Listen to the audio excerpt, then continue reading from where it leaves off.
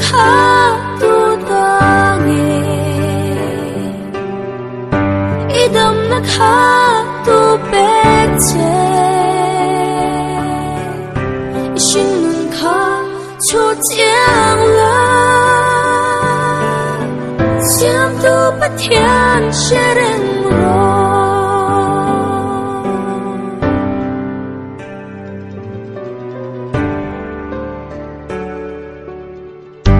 mình cần mong với in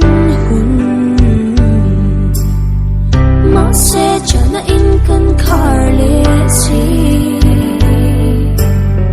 Krista telo xin luôn bông gió chu him na tuan tin a om si